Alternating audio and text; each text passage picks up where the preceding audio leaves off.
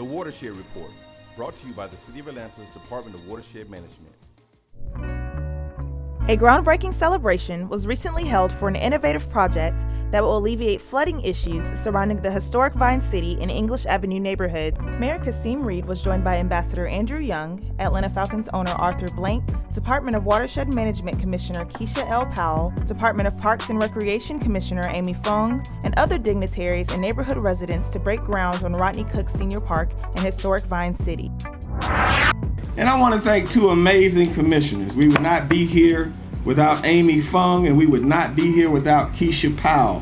Between these two extraordinary women leaders, they have led investments in this park of more than $16 million. Please give them a round of applause. Their presence here reminds us of the critical infrastructure role that Cook Park will play in the future of this part of Atlanta. Let's all remember that the reason we're standing here is because this neighborhood was once flooded. Like the old 4th Ward Park, Cook Park will mitigate flooding and provide essential stormwater capacity in this community for decades to come. Its tastefully designed retention pond and terraced pools will serve as a hard-working yet visually pleasing asset to the neighborhood. And if anybody wants a flavor for what this is going to be like, all you have to go and do is take a look at the old 4th Ward Park, except this is going to be a little cooler. DWM and the Department of Parks and Recreation partnered with the Trust for Public Land and the National Monuments Foundation to build a dynamic 16-acre neighborhood park situated along Joseph E. Boone Boulevard as part of the Upper Proctor Creek Capacity Relief Pond at Cook Park. Similar to the historic old 4th Ward Park stormwater retention pond, the $45 million project aims to reduce flooding and the amount of pollutants entering Atlanta's waterways, as well as increase the capacity of the combined sewer system, which will eliminate sewer spills. Green infrastructure practices will also be implemented on this project. This is really a great day because this project is a long time coming. This is one of several projects that was in the North Avenue Green Infrastructure Action Plan, and it's finally coming to fruition. We're going to be implementing a solution that allows 150 acres to drain to this site, which will eliminate combined sewer overflows and surface flooding in the area, really providing a good quality of life for the residents in the community. And we're so proud that this project represents the collaboration of not only philanthropic partners and city agencies, but also residents from the community who have gotten an opportunity to talk about what they want to see in the amenities of this park, and certainly selecting plants for green infrastructure.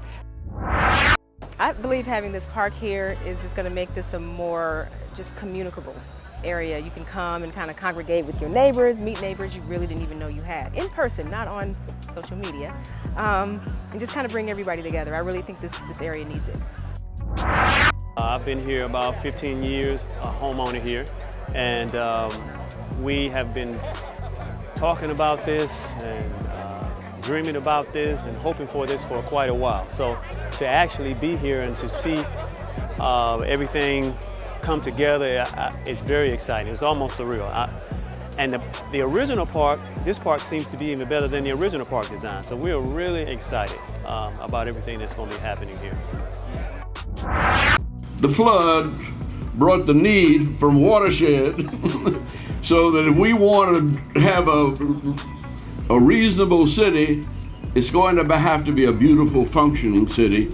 And I'm really grateful to the community leaders who have stuck by their guns, but who now see a vision that is consistent with the future of Atlanta.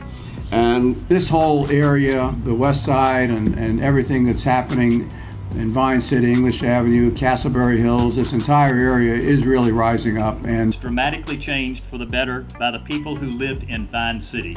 Named in honor of Rodney Cook Sr., an iconic American civil rights leader who helped bridge racial divides in Atlanta, the park will feature a stormwater retention pond, a splash pad, a playground, a performance plaza, a picnic pavilion, courts for multi-use sports, a fitness area, a boardwalk, and terrace pools. The park will also pay tribute to Atlanta being the cradle of the civil rights movement. 18 statues of Georgia's civil rights leaders and peacemakers, and a 110-foot peace column dedicated to civil and human rights, and the Dr. C.T. Vivian Library of African American Literature will be prominently displayed at the park. The Upper Proctor Creek Capacity Relief Pond at Cook Park is part of Mayor Reed's vision of Atlanta being a top-tier sustainable city.